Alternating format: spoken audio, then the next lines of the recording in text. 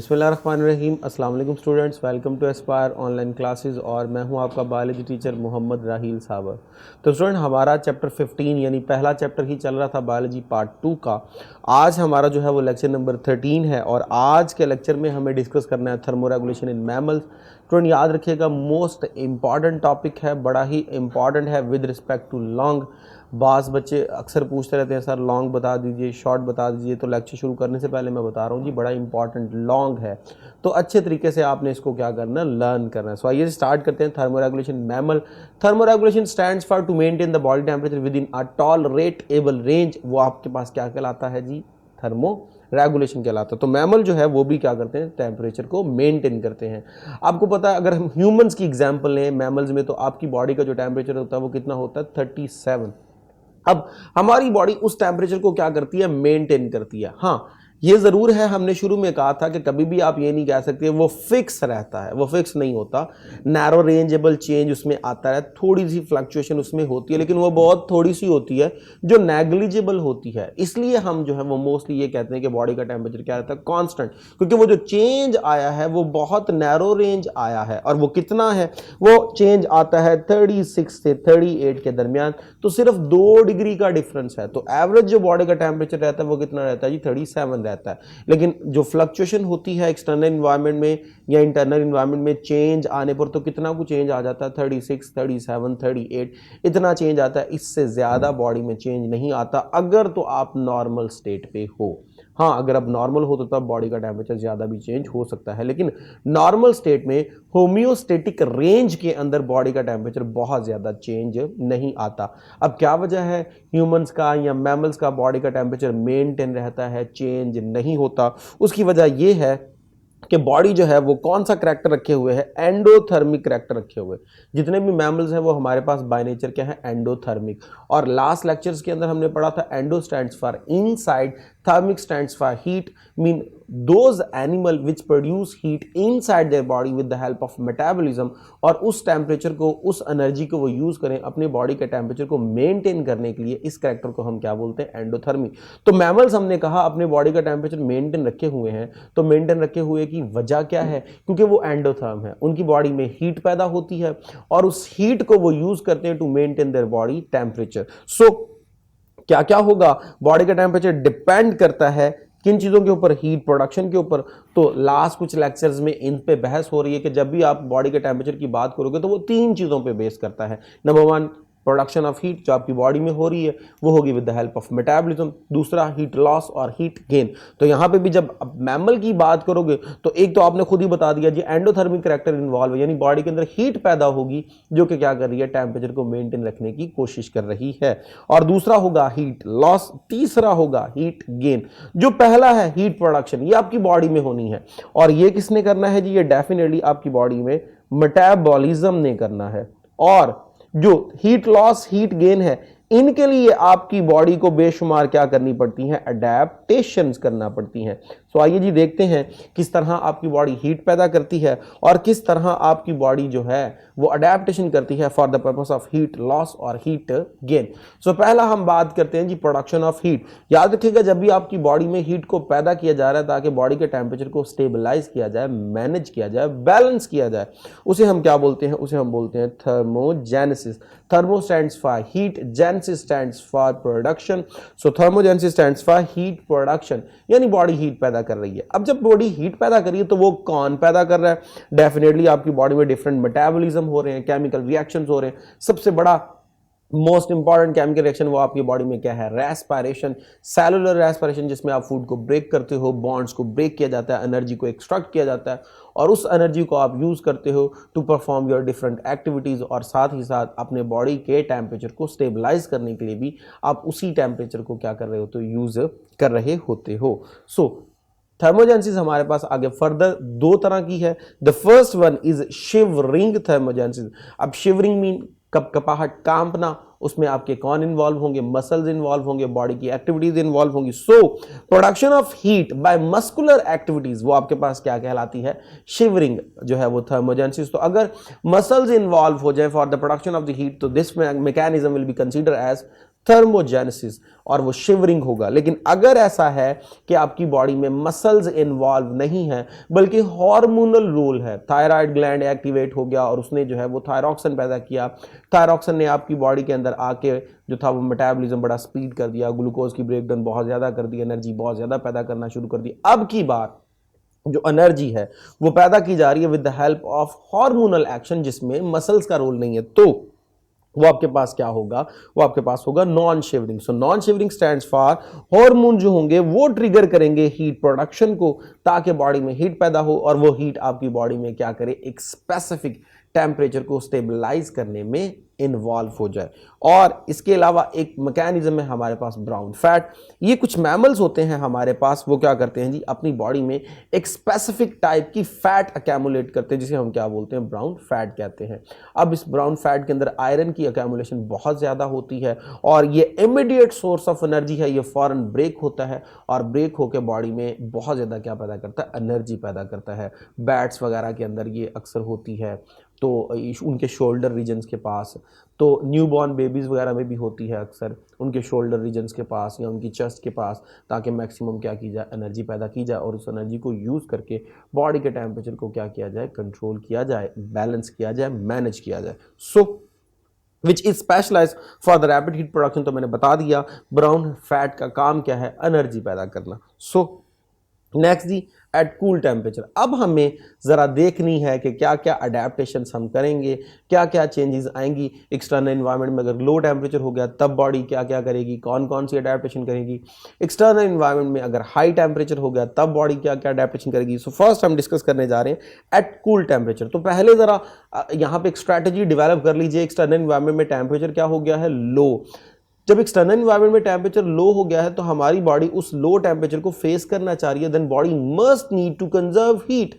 Body को heat conserve करनी है ताकि बाहर वाले लो को क्या किया जाए, आसानी के साथ फेस किया जाए। तो एक तो अंदर ऐसे मैकेनिज्म अडॉप्ट किए जाएंगे जिनमें हीट जनरेट की जा सके, ऐसे मैकेनिज्म यहाँ पे अडॉप्ट किए जाएंगे जिनमें हीट को कंजर्व किया जाए ताकि हीट को लॉस होने से बचाया जाए और बॉडी बाहर वाले लो टेम्परेचर को बड़ी आसानी से क्या कर ले, कंपीट कर ले। So body must need to conserve heat. अब उसके लिए क्या करेंगे, the first one is physiological adaptation. अब फिजियोलॉजिकल अडेप्टेशन में क्या होगा, वैजो कंस्ट्रिक्शन।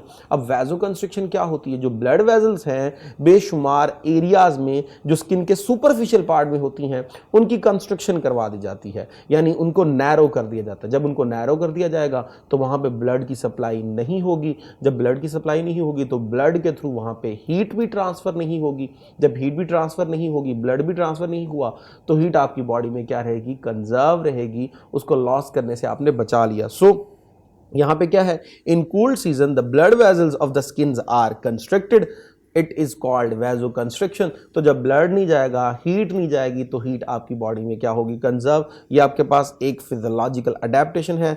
अब due to this process blood flow toward skin become slow और लॉस ऑफ हीट भी डेफिनेटली आपकी बॉडी में बच गई। सो नेक्स्ट है जी स्वेट ग्लैंड। अब स्वेट ग्लैंड आपको मालूम होगा, आपकी स्किन के अंदर स्वेट ग्लैंड होते हैं। अब स्वेट ग्लैंड का काम क्या होता है, यहाँ से स्वेटिंग होती है, पसीना निकाला जाता है। जब पसीना निकाला जाता है तो बॉडी में क्या होता है, कूलिंग इफेक्ट होता है। अब ज़रा गौर कीजिए, एक्सटर्नल एनवायरनमेंट में टेम्परेचर लो है। जब टेम्परेचर लो है तो हमारी बॉडी ने अपनी हीट कंजर्व करनी है। जब हीट कंजर्व करनी है तो स्वेट ग्लैंड कभी भी स्विच ऑन नहीं किए जाएंगे, they will remain switch off. तो स्वेट ग्लैंड को क्या किया जाएगा, इनएक्टिव कर दिया जाएगा। जब इनएक्टिव कर दिया जाएगा तो आपकी बॉडी में हीट क्या हो जाएगी, कंजर्व, क्योंकि स्वेट ग्लैंड ने आपकी बॉडी के अंदर जो था वो क्या देना था, एक कूलिंग मैकेनिज्म देना था, आपकी बॉडी से हीट को लॉस करना था। तो आपकी बॉडी ने क्या किया जी, स्वेट ग्लैंड की एक्टिवेशन को रोक दिया ताकि हीट जो है वो बॉडी में क्या रहे, कंजर्व रहे। नेक्स्ट जी स्ट्रक्चरल अडेप्टेशन। अब सब क्यूटेनियस फैट अकैमुलेशन क्या होगा, स्किन में क्या किया जाएगा, जस्ट जो अपर मोस्ट लेयर है उससे नीचे क्या कर ली जाएगी, फैट की लेयर डेवलप होना शुरू हो जाएगी। अब इस फैट की लेयर का काम क्या होता है, फैट जो है it will act as a insulator. ये इंटरनल हीट को बॉडी से बाहर नहीं जाने देगी, बाहर वाली जो लो टेम्परेचर उसको अंदर नहीं आने देगी। इस तरह बॉडी का अंदर वाला जो टेम्परेचर है वो मेंटेन रहेगा, वो कंजर्व रहेगा। यही वाला मैकेनिज्म जो है वो अक्सर सील वगैरह और वेल वगैरह करती हैं। जब एक्सटर्नल एनवायरनमेंट में टेम्परेचर बहुत ज़्यादा क्या होता है, लो होता है, तो ये अपनी जो है वो स्किन के नीचे एक फैटी लेयर बना लेती हैं जो कि इनकी बॉडी के टेम्परेचर को लॉस होने से बचाते हैं। उसे हम क्या बोलते हैं, ब्लबर बोलते हैं। ये फैटी लेयर होती है जो कि क्या सील वगैरह के अंदर और वेल वगैरह के अंदर स्किन के नीचे क्या की जाती है, डेवलप की जाती है। Next erection of the hair. अब कूल टेम्परेचर पे क्या होता है, हमारी स्किन के बाल खड़े हो जाते हैं, जिन्हें आप गूस बम्प्स कहते हो। जब स्किन के बाल जो है वो खड़े हो जाते हैं due to the contraction of the erectile muscles, तो जब वो जो है वो सीधे इरेक्ट हो जाएंगे, खड़े हो जाएंगे बाल, तो बाहर वाली जो लो टेम्परेचर वाली एयर है वो फौरन आएगी और उन बालों के दरमियान स्पेस को क्या कर देगी, फिल कर लेगी। अब जैसे ही वो बाहर से आके उसने इस स्पेस को फिल कर दिया, now it will act as insulator. अब जो है वो मजीद बाहर से हीट क्रॉस नहीं कर सकती स्किन को, और स्किन के नीचे फैटी लेयर है वो भी अंदर वाली हीट बाहर क्रॉस नहीं हो सकती। तो इस तरह आपकी बॉडी का हीट जो है वो क्या हो जाएगी, कंजर्व हो जाएगी और टेम्परेचर क्या रहेगा, मेंटेन। सो यहां पे क्या है जी, in cooled season the air become in erect position, hair become in erect position. In furry animal, air is trapped between the space of the hairs और it will act as an insulator।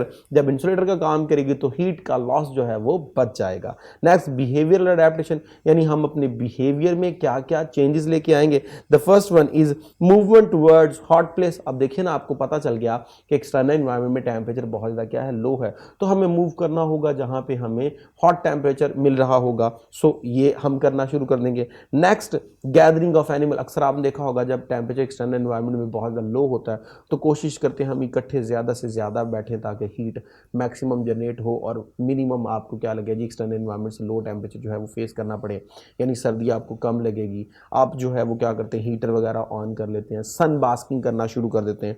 तो ये हमारे पास क्या होती हैं जी, कुछ behavioural adaptation होती है। यहाँ पे आप सन बास्किंग को भी क्या कर सकते हैं, मेंशन कर सकते हैं, जो कि एक्सटर्नल एनवायरनमेंट में लो होने पर आपको बिहेवियरल अडेप्टेशन करना पड़ती है। यूज ऑफ वार्म क्लॉथ, तो डेफिनेटली ये भी हमारा क्या है, एक बिहेवियरल अडेप्टेशन है। हम अक्सर जो है वो अपने हैंड्स को रब करते हैं ताकि मैक्सिमम हीट पैदा हो, तो ये भी आपका क्या है, बिहेवियरल अडेप्टेशन है। तो स्टूडेंट आप अक्सर जो है वो सर्दियों के अंदर वो यहाँ पे ब्लो करके आप हाथों पे जो है वो हवा ब्लो करके फेंकते हो ताकि हाथों को गर्म रखा जाए, ये भी आपकी क्या है, ये भी आपकी बिहेवियरल अडेप्टेशन है। तो वो तमाम मैकेनिज्म जो आप खुद अडॉप्ट करते हो ताकि क्या किया जाए, एक्सटर्नल इन्वायरमेंट को कम्पीट किया जाए, ये आपके पास क्या होती हैं, बिहेवियरल अडेप्टेशंस होते हैं। नेक्स्ट यदि हमारे पास एट हाई टेम्परेचर। अब पीछे जो था वो लो टेम्परेचर था, अब एक्सटर्नल इन्वायरमेंट में आपको फेस करना है हाई टेम्परेचर। जब एक्सटर्नल इन्वायरमेंट में हाई टेम्परेचर आपको फेस करना पड़ेगा तो अब खुद ही पहले सोच लीजिए, एक्सटर्नल इन्वायरमेंट में टेम्परेचर हाई है तो body must need to release energy, heat को आपको क्या करना पड़ेगा, लॉस करना पड़ेगा, वरना एक्सटर्नल इन्वायरमेंट में भी टेम्परेचर हाई है, आपकी बॉडी भी हाई टेम्परेचर कंजर्व कर लेगी, तो बॉडी जो है वो कभी भी उस हाई टेम्परेचर पर अपने आप को सर्वाइव नहीं कर पाएगी। इसलिए ज़रूरी यह है बॉडी अपनी अंदर से हीट को क्या करे, रिलीज करे। तो यहाँ पे अडेप्टेशन क्या है, organism must need to release heat. अब इसके लिए उसे डिफरेंट क्या करनी पड़ेगी, अडेप्टेशन। पहली है जी फिजियोलॉजिकल अडेप्टेशन, यानी बॉडी के अंदर वाले फंक्शन में कुछ चेंजेस आएंगी। The first one will be sweat glands are activated or switched on. तो पहले आपने कहा था स्वेट ग्लैंड को क्या कर दिया गया, इनएक्टिव कर दिया गया। जब स्वेट ग्लैंड इनएक्टिव हुए, स्वेटिंग नहीं होगी तो आपकी बॉडी में हीट कंजर्व रहेगी। लेकिन अब की बार एक्सटर्नल एनवायरनमेंट में टेम्परेचर बहुत ज़्यादा हाई है जो आपकी बॉडी को अफेक्ट कर रहा है, तो आपकी बॉडी अपने स्वेट ग्लैंड क्या कर देगी, एक्टिवेट कर देगी। जब स्वेट ग्लैंड एक्टिवेट किए जाएंगे तो वो आपकी बॉडी को क्या करेंगे, कूलिंग अफेक्ट देंगे। इस तरह बाहर का जो हाई टेम्परेचर है वो आपकी बॉडी पे अफेक्ट नहीं करेगा, क्योंकि अपनी बॉडी की जो हीट है वो रिलीज हो रही है और बॉडी एक कूलिंग इफेक्ट जनरेट कर रही है by the activation of the sweat gland. Next vasodilation. आपको याद होगा पहले हमने वेजो कंस्ट्रिक्शन की थी, वो था सुपरफिशियल जो स्किन के जो ब्लड वेजल थी वहाँ पे ब्लड को क्या कर दिया जाएगा, शंट कर दिया जाएगा, स्टॉप कर दिया जाएगा और वेजल्स को नैरो कर दिया जाएगा। जब ब्लड फ्लो नहीं होगा तो हीट भी फ्लो नहीं होगी और हीट हमारी कंजर्व हो जाएगी। अब की बार वेजो डायलेशन है, यानी ब्लड वेजल्स को डायलेट कर दिया जाएगा, मैक्सिमम खोल दिया जाएगा। जब ब्लड वेजल्स को डायलेट कर दिया जाएगा तो वहाँ पे मैक्सिमम ब्लड क्या होगा, फ्लो होगा। जब मैक्सिमम ब्लड फ्लो होगा तो उस ब्लड में मैक्सिमम क्या होगी, हीट होगी। तो इस तरह मैक्सिमम हीट को बॉडी से क्या करवाया जाएगा, रिमूव करवाया जाएगा bye the activation of the sweat gland. तो ब्लड वेसल्स को डायलेट कर दिया गया ताकि क्या किया जाए, मैक्सिमम हीट को लॉस किया जाए। ये भी हमारी क्या है, फिजियोलॉजिकल अडेप्टेशन। नेक्स्ट है जी आपके पास पेंटिंग। अब जिसमें क्या होता है जी, जो आपका रेस्पिरेटरी ट्रैक है वो जो है वो इन्वॉल्व हो जाता है for the removal of the heat. आप अक्सर देखते हो अगर आप जो है वो ब्लो करो अपने हाथ पे अपने जो है वो एयर को, तो आपको फील होगा कि बॉडी का कुछ टेम्परेचर जो है वो एयर से जो एक्सपायरेशन है वहाँ से भी क्या होता है, रिलीज होता है। इसके अलावा डॉग्स वगैरह के अंदर क्या, या बैट्स वगैरह के अंदर क्या होता है, जो सलाइवा होता है या जब वो यूरिन वगैरह रिलीज करते हैं, उनमें क्या होता है जी, उनमें हीट को प्रॉपर तरीके से क्या किया जाता है, रिमूव किया जाता है। तो ये जो है वो कुछ अडेप्टेशंस हैं वो जो यूज़ करते हैं to remove the body heat. अगर हम नेक्स्ट देखें तो नेक्स्ट है हमारे पास स्ट्रक्चरल अडेप्टेशन, यानी बॉडी के स्ट्रक्चर में चेंज आएगा। अगर आपको याद हो तो पीछे हमने कहा था कि बॉडी के अंदर एक फैट की लेयर डेवलप की जाएगी जो हीट को कंजर्व करेगी, लेकिन अब की बार जो है वो हीट को कंजर्व नहीं करना, हीट को रिलीज करना है। तो उसके लिए अब फैट को क्या किया जाएगा, कम से कम डिपॉजिट किया जाएगा, ताकि जो है वो हीट को कंजर्व होने से बचाया जाए और मैक्सिमम बॉडी से उस हीट को क्या किया जाए, लॉस किया जाए। फिर हमें क्या करनी होगी, बिहेवियरल अडेप्टेशन। जैसे पहले आपने बिहेवियरल अडेप्टेशन की थी कि आपने कहा जी we are facing low temperature, तो हमने क्या कहा जी हमें हॉट टेम्परेचर रिसीव करना है, हमने हीटर वगैरह ऑन कर लिए, मोटे कपड़े पहनना शुरू कर दिए और इस तरह की एक्टिविटीज़ जिनसे हमें हीट रिसीव हो, सन बास्किंग वगैरह करना शुरू कर दी। अब की बार उससे उल्ट होगा, जब हमें एक्सटर्नल इन्वायरमेंट से बहुत ज़्यादा हाई टेम्परेचर मिल रहा है, देन वी मस्ट नीड कि हम मूव करें टूवर्ड्स कोल्ड प्लेसेस। जब ठंडी जगहों पे जाएंगे डेफिनेटली हम फ़ैन वगैरह ऑन कर लेंगे, हम एसी वगैरह ऑन कर लेंगे, या इसी तरह के ठंडे मशरूबात इस्तेमाल करना शुरू कर देंगे। साथ ही साथ हम क्या करेंगे जी, शेड या मॉइस्ट प्लेसेस जो है उनकी तरफ मूव करेंगे। डेफिनेटली जो शेड एरियाज़ होते हैं या जो मॉइस्ट एरियाज़ होते हैं वहाँ पे टेम्परेचर क्या होता है, लो होता है, और एक्सटर्नल इन्वायरमेंट से हम अपने आप को बचा लेंगे by moving towards these places. साथ ही साथ use of the thin cloth, हम जो है वो स्वेटर वगैरह को यूज़ नहीं करेंगे ताकि बॉडी की हीट जो है वो कंजर्व ना हो, मैक्सिमम बॉडी से हीट को क्या किया जाए, रिमूव किया जाए। तो स्टूडेंट यहाँ तक जो थी वो सारी अडेप्टेशन भी हमने पढ़ ली और बॉडी में हीट को प्रोड्यूस करने के मैकेनिज्म भी देख लिए, जिनकी बिहाफ पे बॉडी जो है वो अपने टेम्परेचर को मेंटेन करने की कोशिश करती है। सो बड़ा इंपॉर्टेंट टॉपिक था, कंप्लीट हुआ। अब तक के लिए इतना ही, इजाज़त दीजिए। थैंक यू वेरी मच, अल्लाह हाफिज़।